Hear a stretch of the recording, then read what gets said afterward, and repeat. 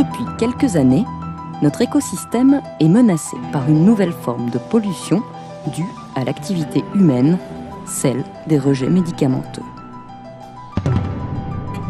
Déversés dans les eaux usées, ces contaminants passent à travers les mailles des stations d'épuration et rejoignent les rivières. Ils sont susceptibles de fragiliser notre environnement en compromettant l'équilibre du milieu naturel et l'utilisation de l'eau. Mais quels sont les effets toxiques d'une telle exposition chimique sur le milieu aquatique ? Dans le cadre d'un nouveau programme européen Interreg, le programme Diadème vise à développer une approche intégrée pour le diagnostic de la qualité des eaux de la Meuse. Ce projet comprend plusieurs modules de travail. Parmi ceux-ci, l'Université de Namur est spécialement impliquée dans l'étude des effets d'un mélange de substances pharmaceutiques couramment utilisées par les consommateurs sur un modèle biologique, à savoir la truite arc-en-ciel. L'étude est réalisée en collaboration avec plusieurs partenaires français et wallons. Cette étude est menée en conditions de laboratoire, où tous les paramètres physico-chimiques et biologiques sont strictement contrôlés et où seule varie la concentration en substances pharmaceutiques. À l'Université de Namur, les aquariums sont installés, nettoyés et désinfectés afin d'accueillir les truitelles en vue de l'expérience. Les filtres sont ensuite ensemencés avec des bactéries qui transformeront l'ammoniac présent dans les déchets des poissons en composés azotés nettement moins toxiques tels que les nitrates. L'ensemble du dispositif fonctionne en système semi-fermé, c'est-à-dire que l'eau est renouvelée par un faible apport d'eau propre, permettant ainsi d'évacuer les déchets azotés.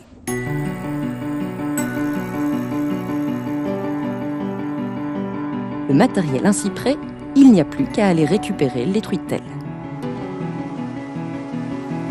Ces dernières proviennent de la pisciculture Pierru à Rosny, dans le nord de la France.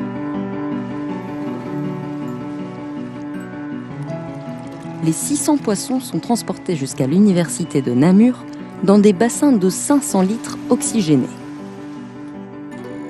À leur arrivée, toutes les truitelles se portent bien. Elles sont réparties, le plus rapidement possible, mais avec précaution, dans les aquariums, à raison de 35 truitelles par aquarium.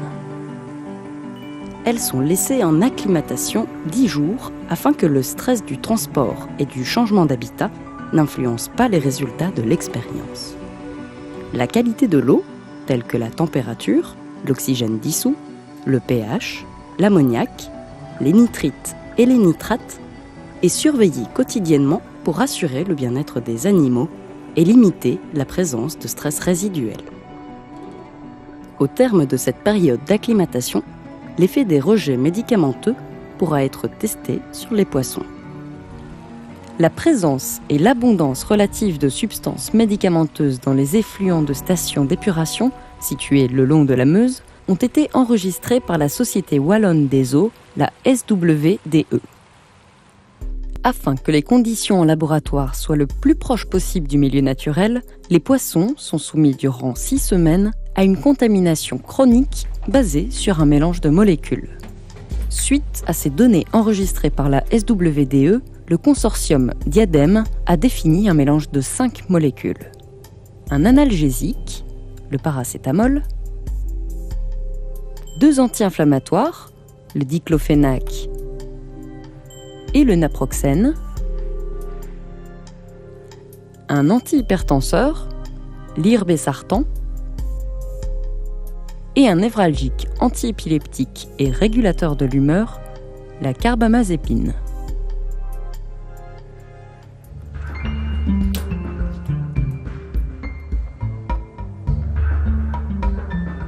La solution mère du mélange contenant les 5 médicaments est diluée dans de l'eau afin de préparer des solutions filles moins concentrées qui sont déversées dans les aquariums via la pompe péristaltique.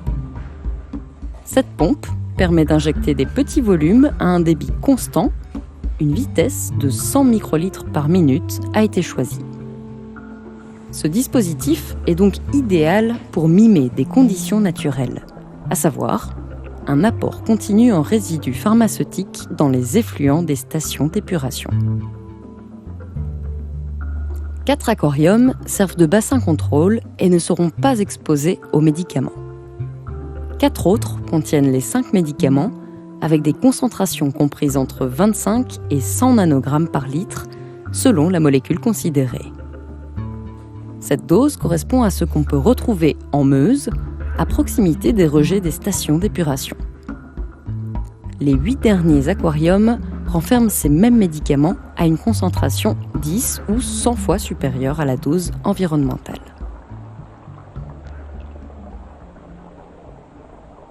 Au cours de ces 6 semaines de traitement, le comportement des truitelles est observé quotidiennement.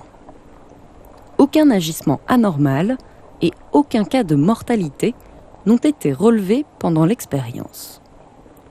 Les truitelles supportent très bien le traitement, sans détérioration de leur état de santé général, ni de leur appétit.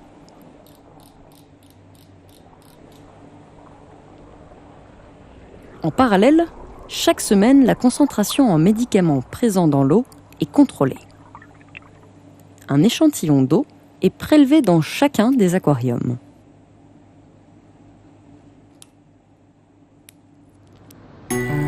Cet échantillon est alors transporté jusqu'à la Société wallonne des eaux afin de vérifier la stabilité des concentrations des médicaments dans l'eau. Il est important que celle-ci ne varie pas par rapport à la concentration fixée en début d'expérience.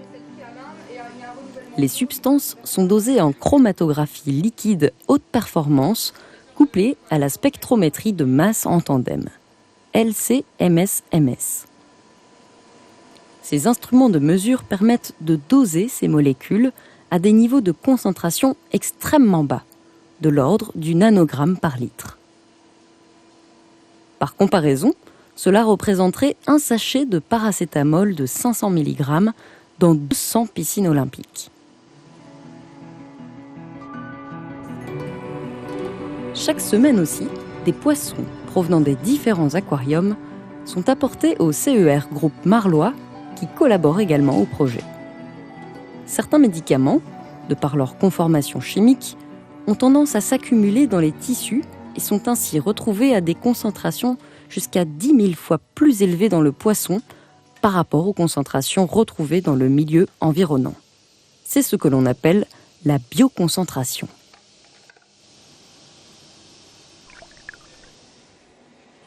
Expert dans les domaines de recherche biomédicale, c'est le CER Group qui se charge d'évaluer la bioaccumulation des contaminants dans les truites.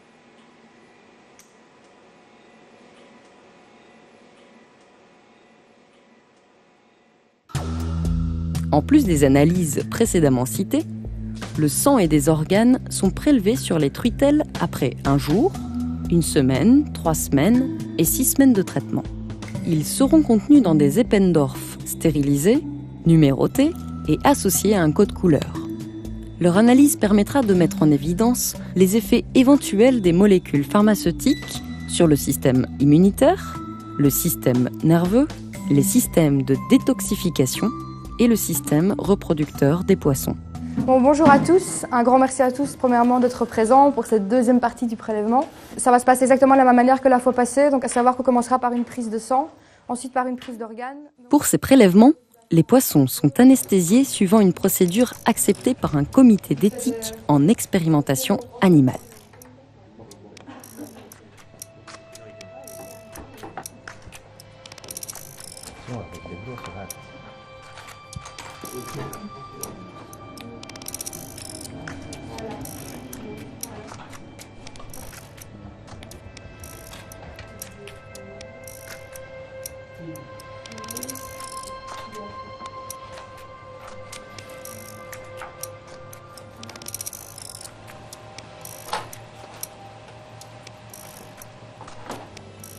Le plasma ainsi que les organes sont alors conservés à moins 80 degrés pour analyse ultérieure.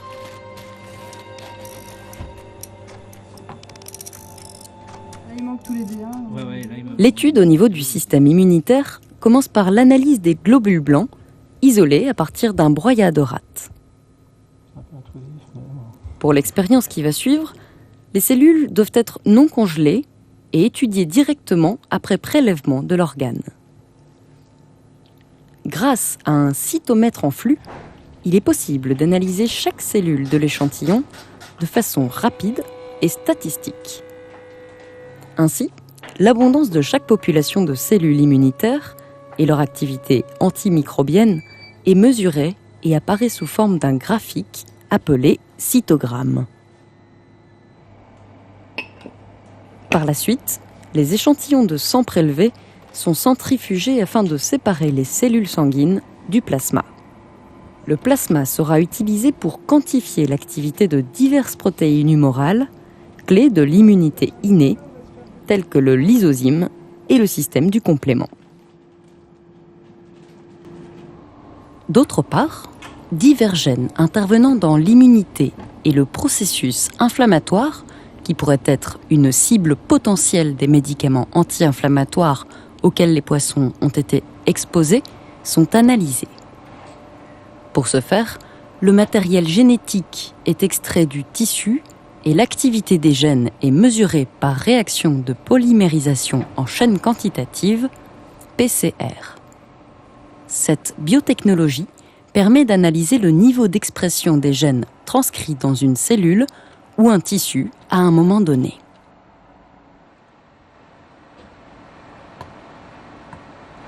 Enfin, dans le but de savoir si les médicaments ont un effet sur les capacités de défense de l'organisme face à un pathogène, les poissons seront inoculés après anesthésie avec les bactéries d'Aeromonas salmonicida, une bactérie couramment rencontrée en aquaculture 2 mois après le début du traitement.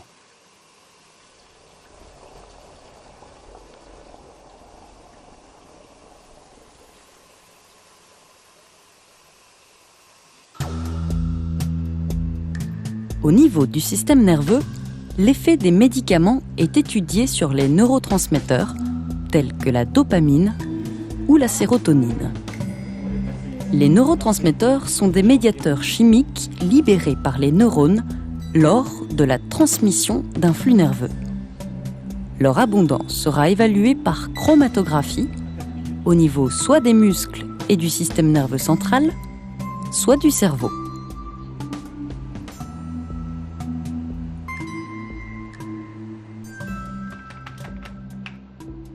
Au niveau des mécanismes de détoxification, l'activité de diverses enzymes intervenant dans la détoxification des xénobiotiques ainsi que dans la production d'antioxydants sera mesurée à partir du foie.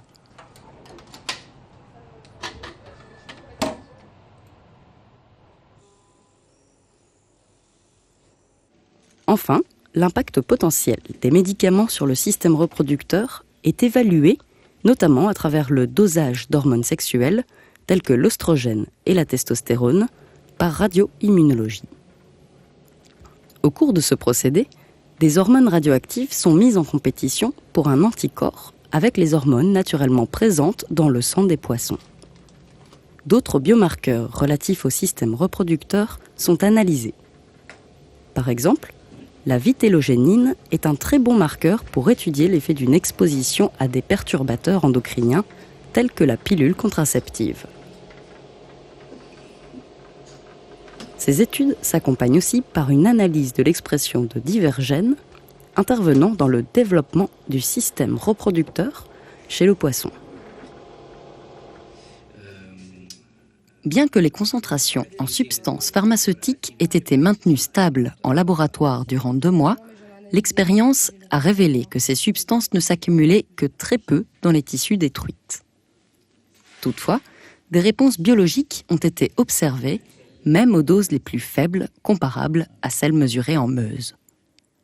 Par exemple, des effets significatifs ont été observés sur le système reproducteur, tels qu'une stimulation de l'expression des gènes intervenant dans le développement des organes sexuels et des concentrations sanguines en certaines hormones sexuelles jusqu'à 5 fois plus élevées que chez les truites contrôle, indiquant un possible effet perturbateur endocrinien de ce cocktail pharmaceutique. L'étude a également montré que les truites exposées développer une réaction inflammatoire face aux médicaments. À long terme, cette réaction pourrait induire des dommages tissulaires et donc une dégradation de l'état de santé général de l'organisme. Il reste maintenant à confirmer la validité de ces biomarqueurs en milieu réel chez des poissons placés dans des cages en rivière, où ceux-ci seront soumis à beaucoup d'autres substances potentiellement toxiques.